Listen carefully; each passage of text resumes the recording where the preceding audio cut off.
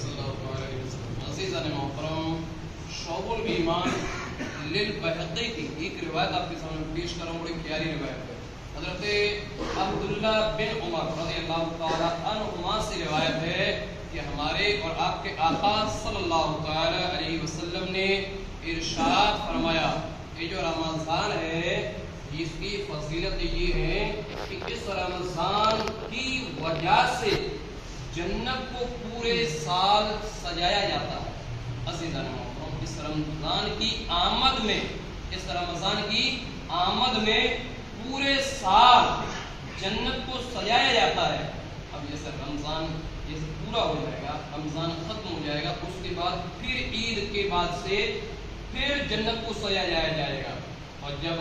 रमज़ान का जब पहला दिन आता है, रमज़ान का जब पहला दिन आता है, आका करीम सल्लल्लाहु अलैहि वसल्लम फरमाते हैं कि जन्नत के पत्तों से एक हवा चलती है जो अर्श के नीचे से गुजरती है।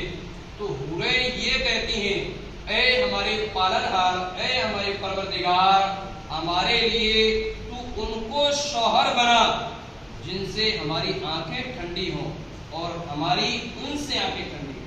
अज़ीज़ान मोहतरम, इस रिवायत से क्या समझा? इस रिवायत से ये समझा कि रोजेदारों का, यानी जो लोग रोजा रखते हैं उनका मकाम कितना बुलंद है। कुछ लोग तो पूरे साल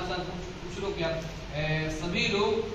पूरी जिंदगी गुजार देते हैं सिर्फ जन्नत हासिल करने के लिए, पूरी जिंदगी गुजार देते हैं अपने सर को अल्लाह की बारगाह में नहीं झुका, फिर भी वो ये नहीं कहते कि हम जन्नत में, क्योंकि हमारी इबादतें कबूल हो रही हैं, नहीं कबूल हो रही, ये तो रब जाने। इबादत करना बंदे का काम है जो बंदा कर रहा है,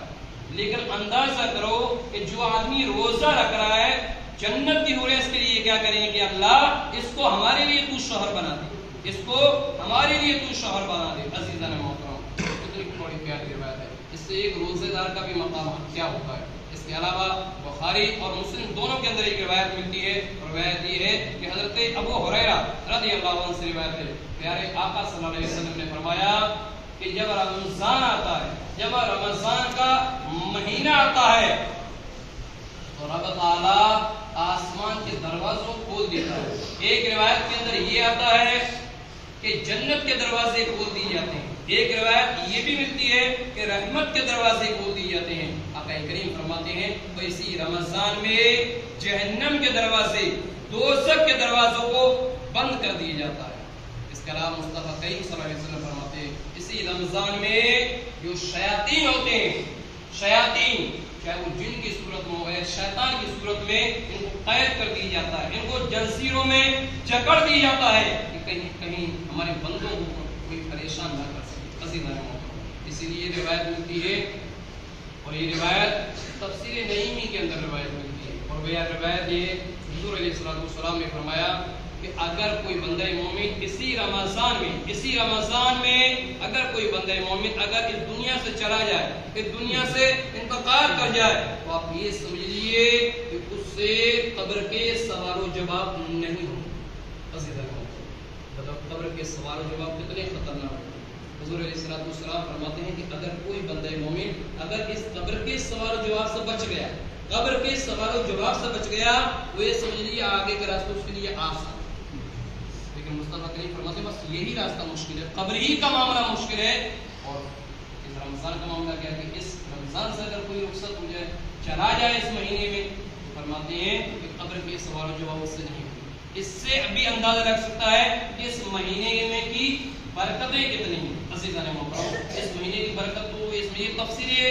नईमी के अंदर एक रिवायत मिलती है कि पूरा महीना ही इबादत का, ये पूरा एक महीना इबादत का, क्योंकि रोजा रखते हैं जो लोग वो भी एक इबादत है, रोजा रखना भी एक इबादत, और उसके बाद फिर इफ्तारी करते हैं शाम में, ये इफ्तारी करना भी इबादत। तो इफ्तारी करना, खा रहे हैं ये भी इबादत,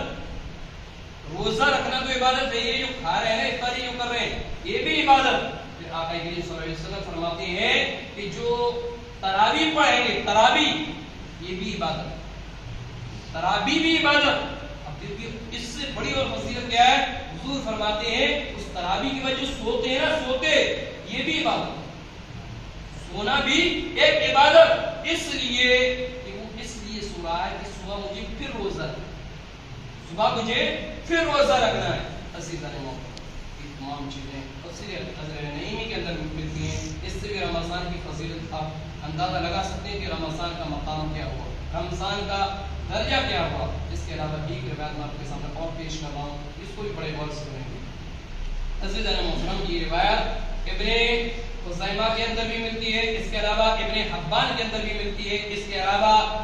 الترغیب والترہیب کے اندر بھی روایت ملتی ہے, اس کے علاوہ کنز العمال کے اندر بھی روایت ملتی ہے. اور وہ روایت یہ ہے